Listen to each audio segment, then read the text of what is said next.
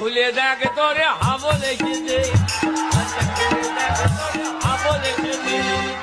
হ্যাঁ বাবু, তুই পড়াতে বাড়ি চলে এসেছিস? আয় বাবা আয়।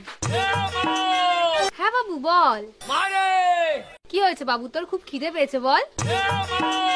মারে এ মা মারে, এটা ছাড়া অন্য কিছু বলার থাকলে বল। এই তোর এ মা এমা ছাড়া অন্য কিছু বলার থাকলে বল। ওমা জানো আজকে কি হয়েছে? কি হয়েছে বাবা? আজকে আমি পড়তে গেছিলাম।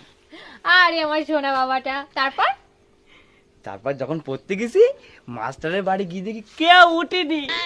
তারপর তারপর তারপর গিয়ে দেখি মাস্টার ওর বউরে ধরে ধরে ঘুমিয়ে আছে।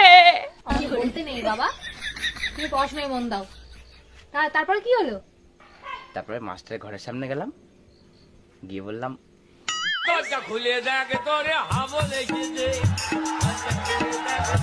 হাবল এসেছে। এই তোরা বলেছি না তুই এটা বলবি না। ঠিক আছে। ও মামা শোনো না। হ্যাঁ বল। দরজা খুলে দেখ তোরে হাবল এসেছে। আবার রাগ করো না, আমি আর এটা কখনো বলবো না। এমনি আজকে পড়ার থেকে আসার পরে কি হয়েছে তুমি জানো? কি হয়েছে বল বাবা।